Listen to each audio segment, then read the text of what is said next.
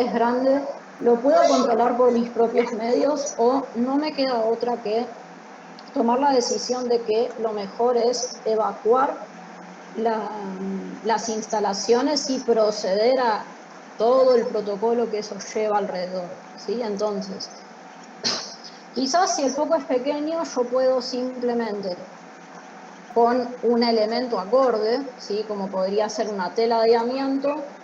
Supónganse que ustedes estaban usando, no sé, cicloxano en un vasito de precipitados y yo simplemente quizás tapo ese vaso con una tela de amianto, ¿sí? Hago que esos vapores de solvente estén con menos contacto oxígeno y logro sofocar el fuego, ¿sí? Eso sería si yo por mis propios medios lo puedo controlar, o por ejemplo, si por algún medio yo puedo sofocar ese fuego usando otro elemento que sea conveniente, o por ejemplo muchas veces lo que se hace es tener tachos con arena, ¿sí? Justamente la arena sirve para volcarla sobre el foco y justamente sofocarlo el fuego, es decir, evitar que lo que está entrando en combustión siga estando en contacto con el oxígeno, ¿sí?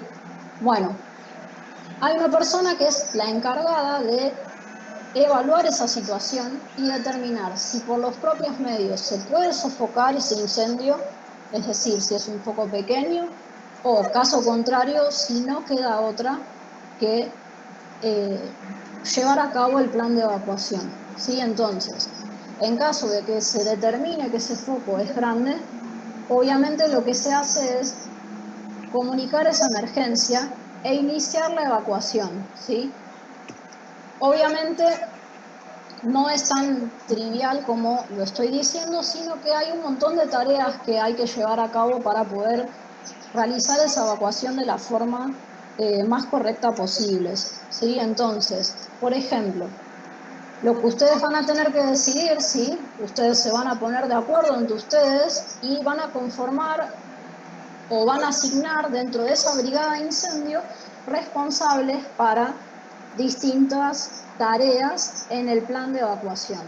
¿Cuáles son esas tareas? Bueno, por ejemplo, una persona que dé la orden de evacuar, ¿sí? En función de la evaluación de si ese foco es pequeño o es grande, que determine que si ese foco no es controlable por los propios medios, haya que evacuar las instalaciones, ¿sí? Va a haber otra persona que, o sea, previamente de antemano, habiendo fijado un lugar de encuentro, ¿sí?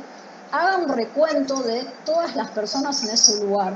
¿Por qué es eso importante? Porque, bueno, justamente, si alguna persona, por algún motivo o eventualidad, no logró salir de la instalación, es importante notificar eso de la forma más rápida posible, ¿sí? Entonces, para eso va a haber un encargado de, en el lugar de encuentro, que tiene que estar previamente bien especificado para que justamente todo se desenvuelva de la forma más rápida y más eficiente posible, recuente todas las personas que se supone que durante ese día de trabajo había en el laboratorio, ¿sí? Hay otro encargado que lo que va a hacer es avisar a los servicios de emergencia, ¿sí? Ya sea una emergencia médica, ya sea los bomberos. Otro encargado de dar primeros auxilios en casos de que los mismos fueran necesarios. Y por último, pero no menor, ¿sí? Una persona que sea encargada de generar el corte de los suministros, ¿sí? O sea, corte del gas y de la electricidad antes de salir de las instalaciones, ¿sí? Entonces, les voy a mostrar acá un protocolo, ¿sí? Esto, repito, lo tienen en el Moodle, ¿sí? Si después lo quieren leer con mayor detalle, o sea, se imaginan que yo ahora no me voy a ponerme a leer estas 10 páginas porque no tiene sentido, después ustedes las leen más tranquilos, pero cada laboratorio sí tiene un procedimiento que es específico para hacer estos planes de evacuación ante emergencias, ¿sí? ¿Y por qué justamente tiene que estar especificado de antemano? Por esto que decíamos antes, porque yo ante un incendio, ante una eventualidad de ese tipo, yo no puedo dejar cosas libradas al azar, ¿sí? O sea, en cuanto yo dejé algo librado al azar, hay algo que puede salir aún peor de lo que ya estaba. Entonces yo tengo que tratar de antemano tener el mayor control posible sobre esa situación, ¿sí? Entonces, van a ver que, bueno, obviamente dice cosas que son obvias, por ejemplo, ¿cuál es el objetivo de ese plan de evacuación? Obviamente, localizar esa emergencia y, dentro de lo posible, neutralizarla, esto que decíamos antes. Evalúo el foco de incendio. ¿Es pequeño? ¿Lo puedo neutralizar? Sí, ahora. Si ese foco de incendio es grande y no lo puedo neutralizar, bueno, no me queda otra que, como objetivo, intentar abandonar la instalación en donde está esa situación, ¿sí? Bueno, otra cosa que parece obvia, pero que es importante, ¿cuál es el alcance? Bueno, todo el personal que esté sujeto a esa instalación tiene que obligatoriamente sujetarse a cumplir con ese plan de evacuación, ¿sí? Cuestiones más relacionadas con lo que ustedes van a tener que elaborar en su propio protocolo, ¿sí? Vean acá en la página 3. Hay una sección que se denomina Personas con tareas en PEE, que es Plan de Evacuación y Emergencia, ¿sí? Entonces, vean que por un lado tienen al director de la evacuación que tiene un montón de tareas asignadas de antemano ante esa situación, pero por ejemplo, una de las tareas que tiene es decidir si se aplica o no este plan de emergencia. Esto que decíamos recién, evalúo, ¿el foco de ese incendio es pequeño o no? En función de esa evaluación decido qué hacer. Bueno, hay una persona que de antemano sabe que le va a tocar hacer eso en caso de que ocurra, ¿sí? Por ejemplo, jefe de seguridad, esto que decíamos antes, alguno de ustedes sería en ese plan de evacuación el encargado de llamar a esos servicios externos, ¿sí? Asistencia, policía, bomberos, ¿sí? Jefe técnico, por ejemplo, esto que también charlábamos antes, efectuar el corte de los suministros al edificio, ¿sí? Como puede ser gas, electricidad, ¿sí? Y bueno, en la parte del cuerpo del plan de evacuación está detallado quiénes, o sea, cuáles son esos encargados, cuáles son las tareas, y si ustedes van al final del plan de evacuación, ¿sí? En el de Reimers creo que está muy similar, tienen como una especie de anexo, ¿sí? Acá están obviamente los nombres reales, creo que están cambiados, y obviamente les dicen, bueno, el director de la evacuación, es decir, quien tiene que decidir si se lleva a cabo el plan o no, es tal persona. En caso de que esa persona ese día no esté presente, tengo que sí o sí tener un suplente, ¿sí? Entonces, esto es importante, obviamente yo no puedo dejar librado al azar quién va a estar a cargo de cada acción en una situación así, ¿sí?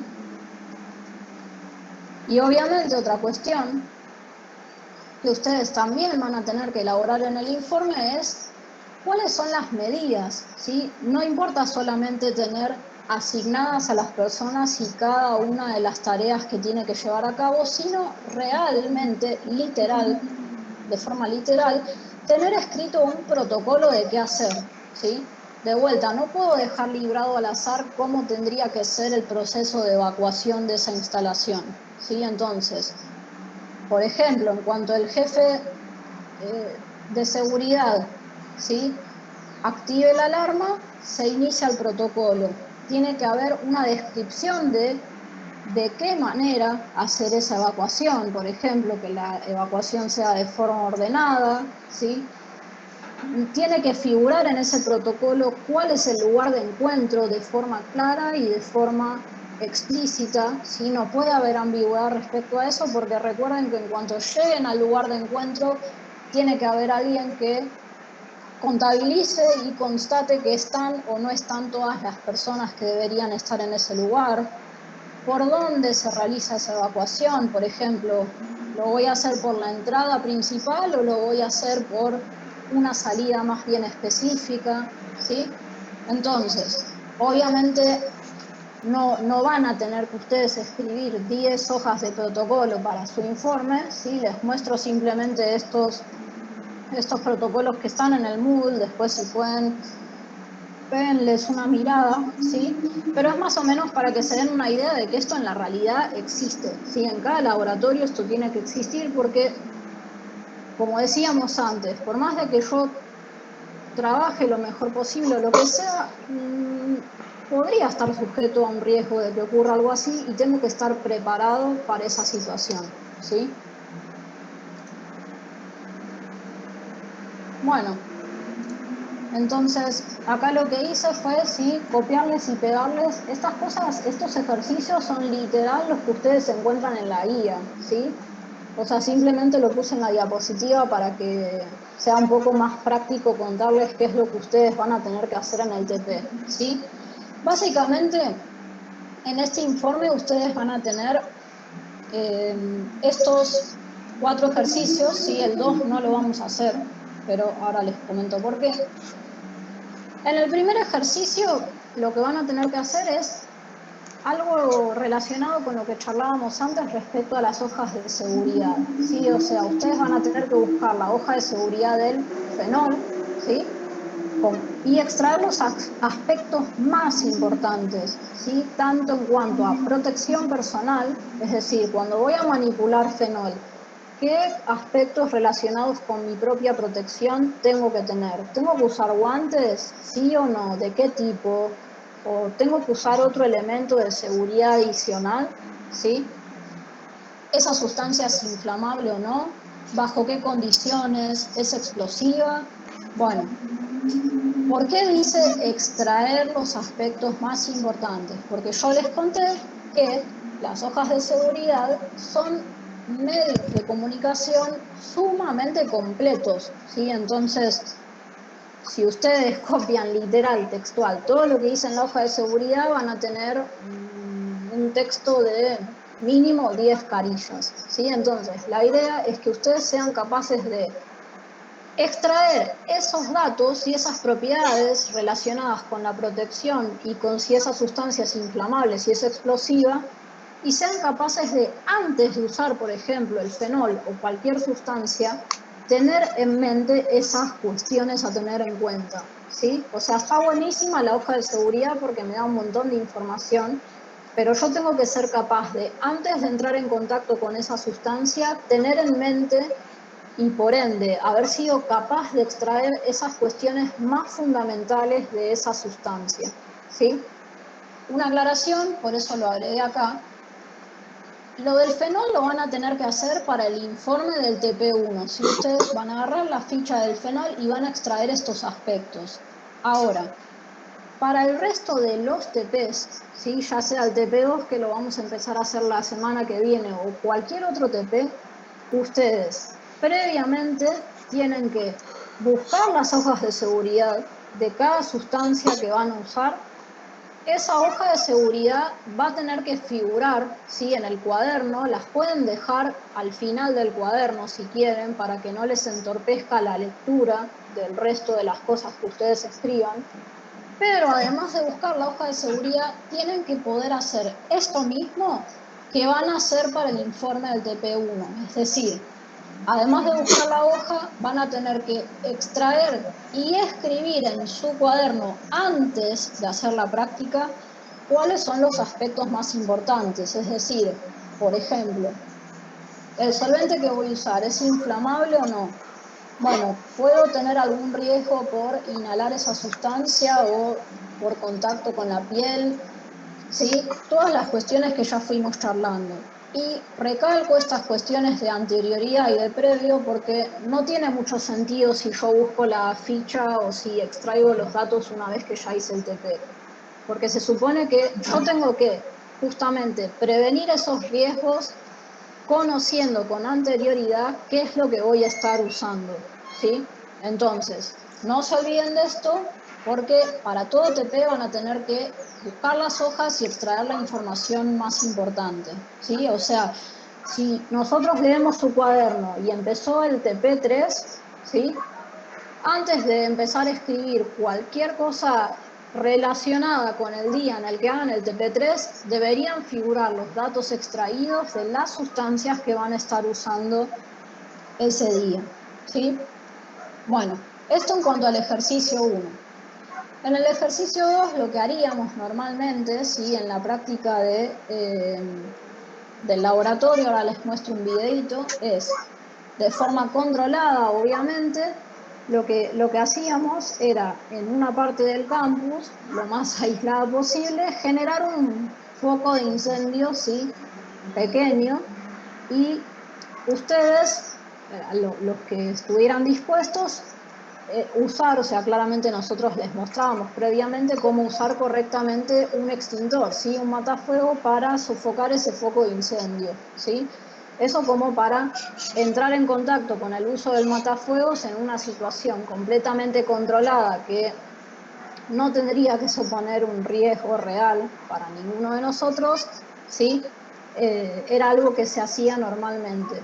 Bueno, obviamente, como les dije antes, por cuestiones de la situación sanitaria y de que se acotaron los contenidos que se dan de forma presencial, eso no lo vamos a hacer este semestre, ¿sí?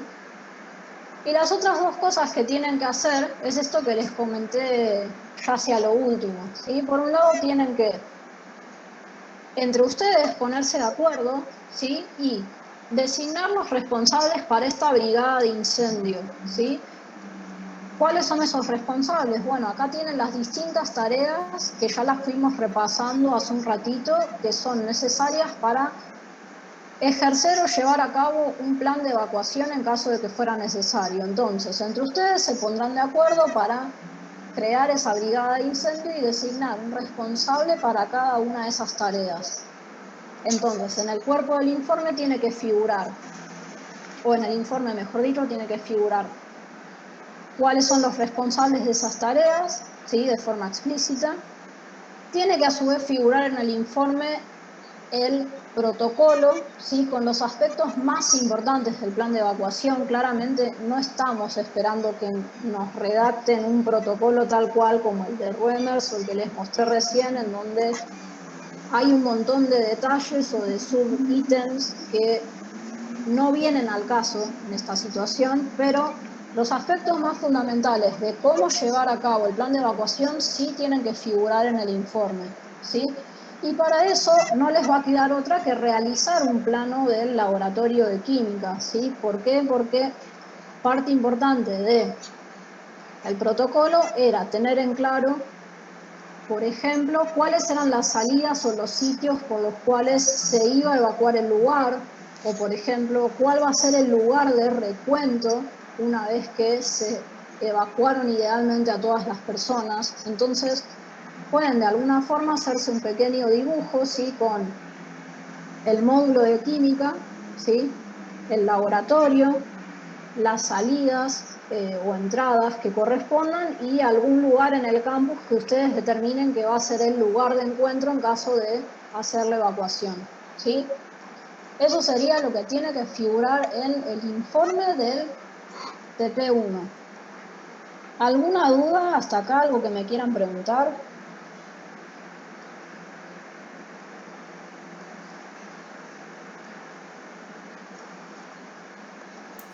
Profe, entonces el ejercicio 4 lo tenemos que diseñar entre todos para el jueves que viene.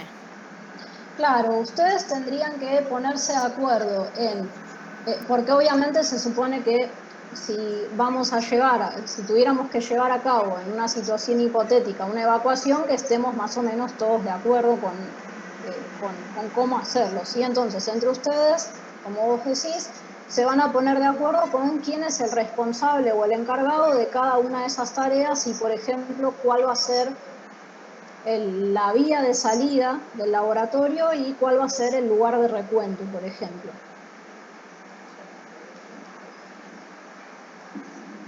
Profe, disculpe, y el tema del protocolo sería el informe que hay que presentar, aparte del ejercicio 4. Claro, o sea, el informe del TP1 lo que va a abarcar es, por un lado, esto que charlábamos antes de extraer los aspectos más importantes de la ficha de seguridad del fenol, ¿sí?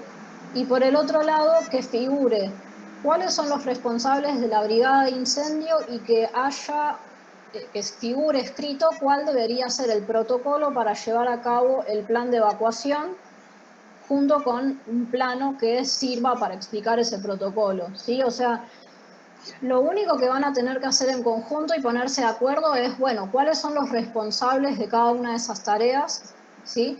Pero después cada uno redacta el protocolo, elabora su informe y obviamente hace el ejercicio 1 también cada uno por su cuenta, ¿sí? No sé si ahí se entendió un poco mejor. Sí, profe, gracias. Perfecto, por nada. ¿Alguna pregunta más?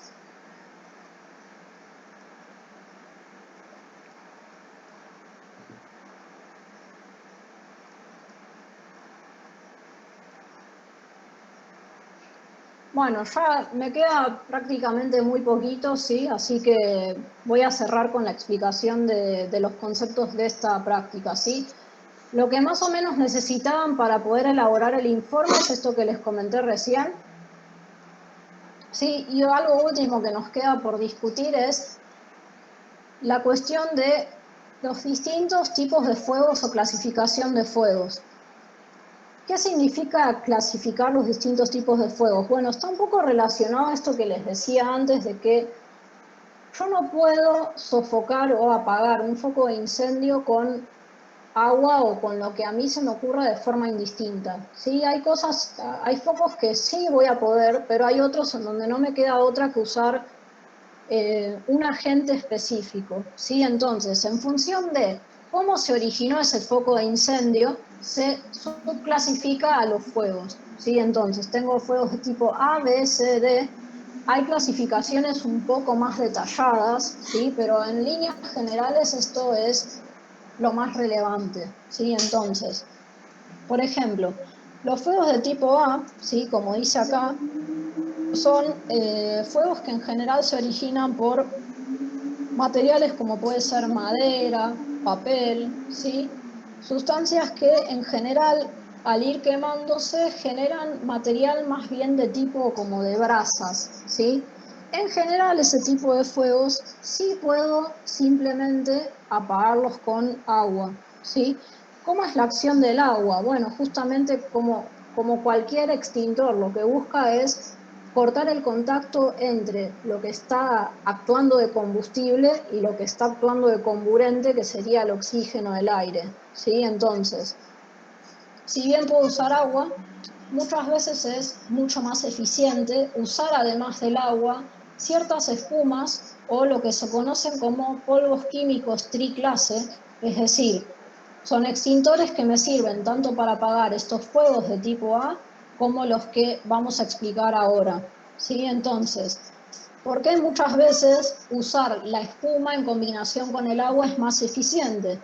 Porque muchas veces la espuma lo que hace a su vez es bajar la tensión superficial del agua y de esa forma permitir que el agua penetre mejor en las brasas y en el material que se está quemando, ¿sí? Bueno, ya los fuegos de tipo B, ¿sí? A diferencia de los anteriores, son fuegos que en general se originan por combustión de líquidos, ¿sí? Que son inflamables, ¿sí? Por ejemplo, hidrocarburos, ¿sí? Gasolinas, aceites.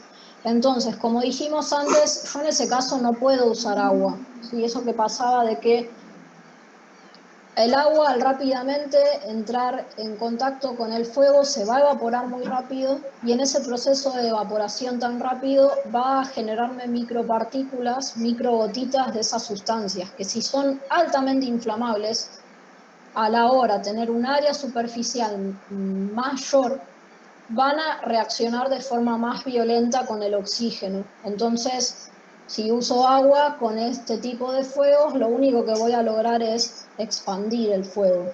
Entonces, en ese caso, no me queda otra que usar espumas, ¿sí? Puedo usar extintores que sean de anhídrido carbónico o lo que se conocen como polvos químicos que son aptos para este tipo de fuego o el fuego que sigue, o los triclase, ¿sí? Que idealmente uno lo puede usar para cualquiera de esos tres tipos de fuegos. Sí, de vuelta, ¿cuál es la cuestión o el objetivo del extintor? ¿Sí?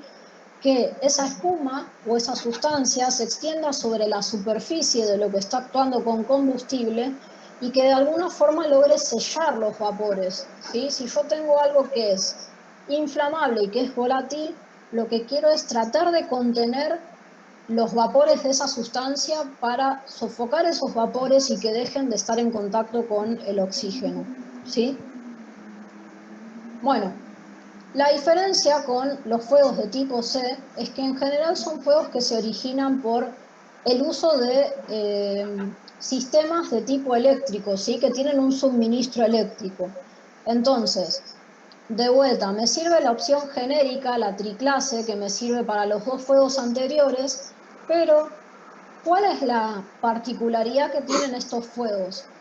Que justamente ese polvo triclase lo puedo usar también para esos fuegos porque no tiene en su composición una sustancia que sea conductora de la electricidad, ¿sí? Se imaginan que si este fuego se usó por usar un equipo que tenía cierto suministro eléctrico, yo lo que quiero evitar es que siga habiendo circulación de esa fuente que originó el fuego. Entonces, idealmente, la composición de esas espumas o esos polvos que se usen para sofocar al fuego no tienen que ser conductoras de la electricidad.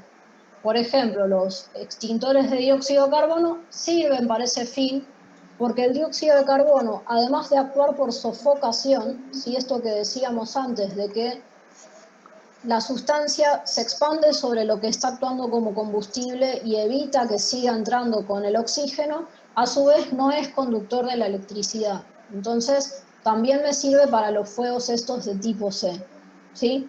Y después tengo fuegos de tipo D que son más bien sustancias más específicas, ¿sí? Como por ejemplo pueden ser los metales alcalinos y alcalino-térreos. No sé si se acuerdan de química inorgánica, pero los metales de esos grupos reaccionan en función obviamente también de la posición en la que están en ese grupo, de forma más o menos violenta, incluso con la humedad que hay en el ambiente, ¿sí? Entonces, los fuegos originados por esas sustancias metálicas específicas, los extintores que se usan para combatirlos son un poco más específicos que los de los casos anteriores, que quizás son fuegos que se originan de forma más común, ¿sí?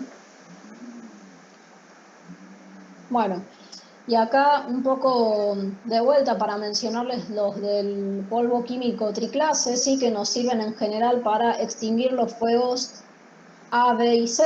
Sí, en general lo que tienen en su composición son algunas sales de fosfato de amonio, ¿sí? Las sales esas, la propiedad que tienen es que ustedes saben que en general los compuestos iónicos tienen puntos de fusiones súper altos, pero en particular a las temperaturas que tiene el foco de incendio, esas sales de fosfato amónico, ¿sí? Funden a esa temperatura y justamente al fundir generan una película que se expande sobre el material combustible, justamente como les decía recién, de forma de anular el contacto entre ese combustible y el comburente.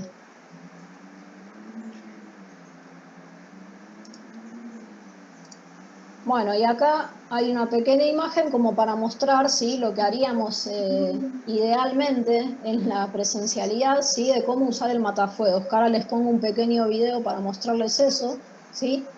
Idealmente, una vez que están cargados los matafuegos, lo que tienen es una traba de seguridad, ¿sí?, para evitar que yo accidentalmente, ante la manipulación justamente accidental del matafuego, yo le termine derrochando o liquidando el contenido del mismo, ¿sí? Entonces, antes de usarlo, yo tengo que cerciorarme de sacar esa traba de seguridad, colocarme a una distancia, obviamente voy a tener que de alguna forma acercarme al foco, ¿sí?, pero a una distancia que sea segura para mí mismo, y obviamente si estoy al aire libre tengo que tener la precaución de estar a favor del viento, ¿sí? Si me pongo en contra, chao, o sea, voy a terminar yo también en fuego, ¿sí? Bueno, y obviamente acá lo que nos especifican es que lo ideal, ¿sí?, es dirigir el contenido del extintor hacia la base del fuego, que es justamente donde está el foco, que es lo que yo quiero tratar de sofocar, con un movimiento de tipo de barrido, ¿sí? Entonces, Voy a mostrarles un pequeño video, ¿sí?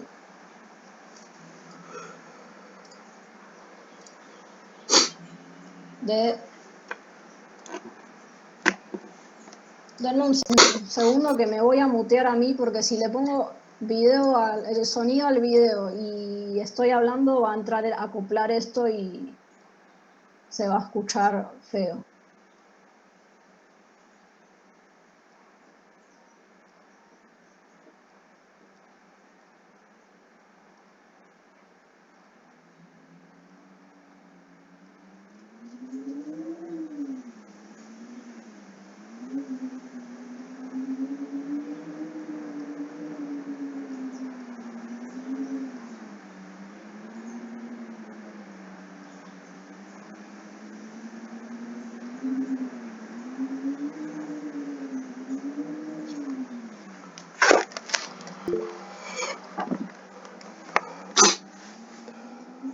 Profe, no se escucha, ¿eh?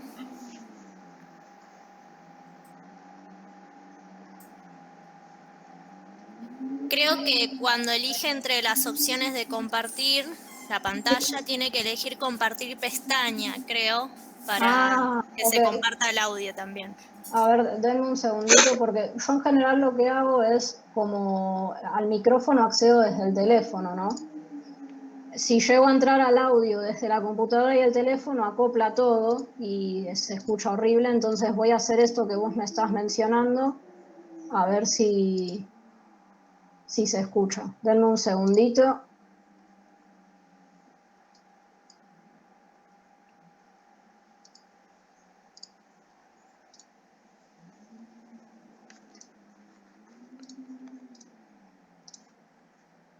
Ahí, cuando puedan, avísenme si se escucha o no, ¿sí? Ahora voy a compartir.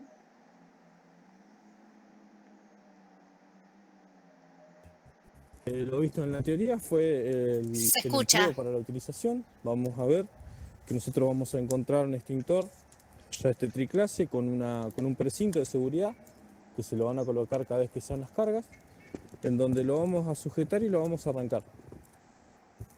Este precinto es fácil de retirar, cosa que lo puede hacer cualquier persona con cualquier tipo de fuerza.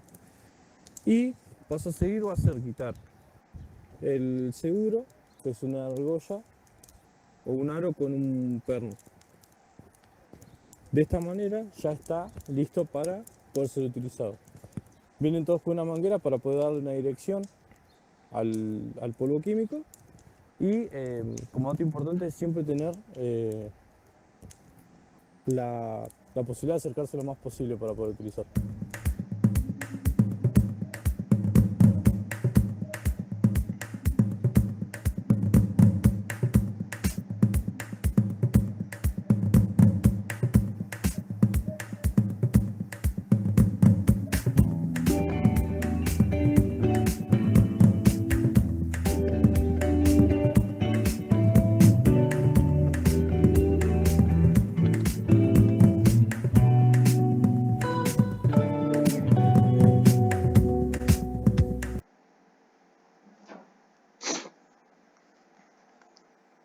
Bueno, Profe, ahí una sí, consulta. Cuando sí. usted dijo que es como barrido, ¿qué sería?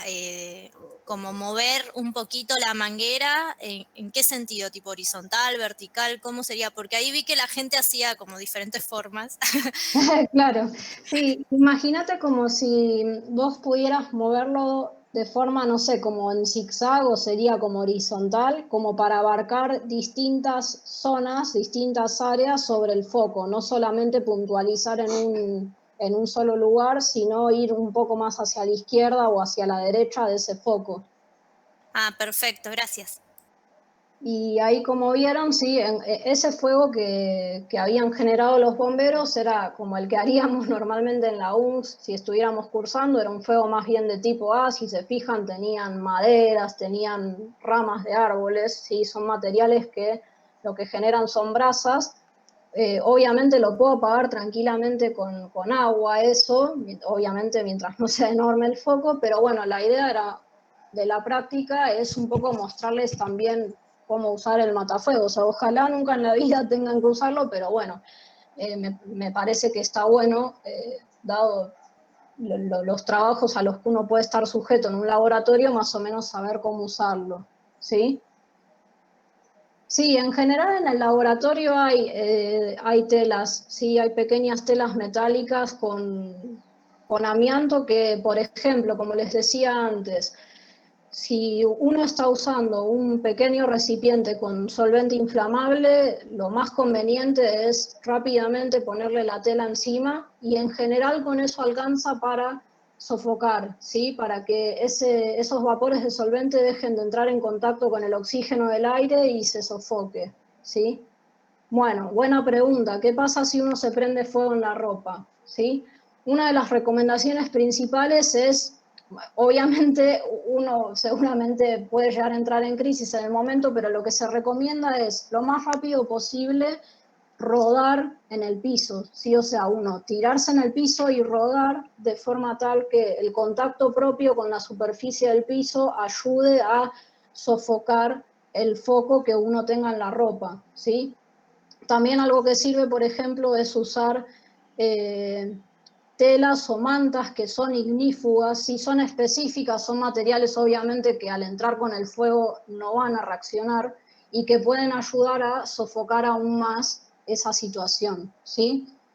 Está buena la pregunta, sí, o sea, esperamos que idealmente el trabajo en el laboratorio sea como siempre, no va a tener que pasar nada de eso, pero como insistí a lo largo de toda esta clase, lo importante es la prevención y saber qué hacer en una situación así.